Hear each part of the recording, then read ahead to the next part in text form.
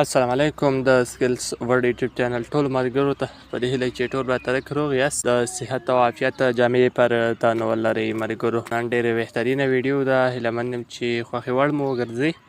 ویډیو ته چې موږ څنګه کولی شو چې د نورو ملګرو یا نورو اشخاصو ګالري هیک کړو. که چیرې لاک کړی وي څنګه یې لاک ورته ختمولی شو. تصویران، ویډیوګانې، فیسبوک آیډي کار یو ته لاک ورچولی وي هغه موږ ختمولی شو په یو کلیک سره. په دوو طریقو څخه ختمولی شو. کتلی شو موږ کروم براوزر څخه هم کتلی شو او بل د موبایل سیټینګ له لارې هم کتلی شو. که ویډیو ګورئ ویډیو ته لازمي لایک ورکوئ، چینل مو نوي سبسکرایب کړئ، چینل سره لازمي سبسکرایب کړئ. ملګرو که زه راځم دغه مکسلر باندې کلیک اخلم، دلته یو لاک مانځخه غواړي، صحیح ده. دا وګوره ملګرو زه باید دلته یو کوډ ورکړم بیا ورته داخل سه، صحیح ده. نو که چیرې داسې یو ملګري کوډ ورکړی و او موږ ته یې نه خلاص او موږ ورسره بیا کومه طریقه کولی سو، فرضاً زه فیسبوک آیډي ته داخلیږم، هلته مې یو کوډ راغلی، صحیح ده. باید زه لاک خلاص کړم، هغې نه بعد هغه یوز کړم، ولې دې نه سم کولی چې ما ته یو کوډ نه ښایي. نو څنګه کولی شم چې دا خلاص کړم، ختم یې کړم، صحیح ده ملګرو. نو فوټو ته یا تصویر ګالري ته مې وځم او ګورم چې ګالري هم لاک شوې ده. نو زه ګالري نه سم خلاصولی، صحیح ده. قسمه قسم کوډونه ورکړم او بیا یې نه سم خلاصولی. نو څنګه کولی شم چې دا ورته ور ختم کړم، هغه راباندې پوه نه شي. نو ملګرو دغه لاکر ده، صحیح ده، دغه لاکر ده، صحیح ده ملګرو.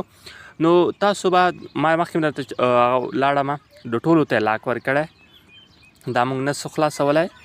نو دا څنګه موږ خلاص کړو، ورته خاتمې کړو.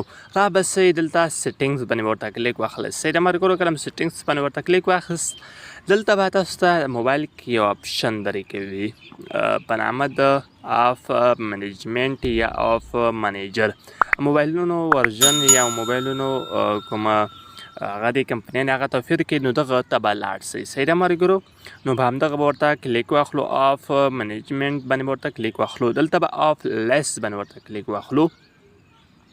کله مو آف لیس باندې ورته ملګرو کلیک واخیست، دلته هغه اپلیکیشنان راځي چې موبایل کې شتون ولري. دلته همدغه اپلیکیشن راغی آف لاکر، دغه واسطه نورو هغه ته اپلیکیشن ته لاک ورکړی، صحیح ده. دلته لیکلي فور سټاف، کله مې فور سټاف باندې ورته کلیک واخیست ملګرو، دا وګورئ فور سټاف میکر.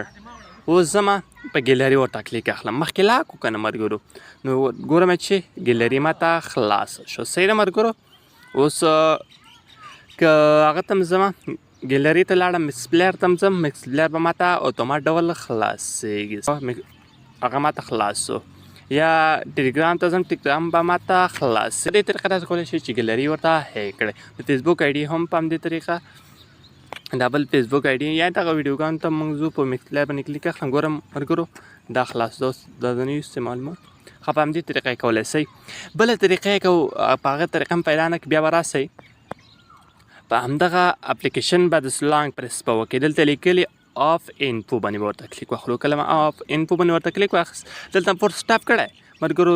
همدې طریقه باندې تاسو کولی شئ چې فور سټاپ یې کړئ. کله هم فور سټاپ کې به یې استعمال کړئ، که هغه طریقه باندې کولی سو او که بله دغه طریقه باندې هم کولی سو. دا دوه طریقو باندې کولی شئ چې ګالري، عکسونه، تصویران، فوټو یا نو کوم اپلیکیشن ته یې کوډ ورکړئ هغه یوز کړئ.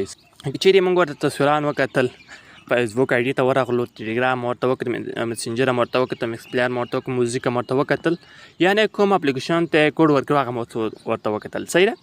اوس غواړو چې هغه راباندې پوه نه سي چې موږ د دغه تصویرات کتلي، فیسبوک آیډي ته تللي، یعنې شخصي حریم ته داخل سوي یو، بیا به همدې اپلیکیشن باندې لانګ پرس وکړئ، انفو باندې ورته کلیک واخلئ. کله مو انفو باندې ورته کلیک واخیست، دلته به اوفن باندې ورته کلیک واخلئ، داسې به اوفن کړئ او بېرته به داسې د اوزبیک به اوزبیک ووتې، ګوره بېرته راځم، بیا به یې کوډ اخیستی وي، صحیح ده.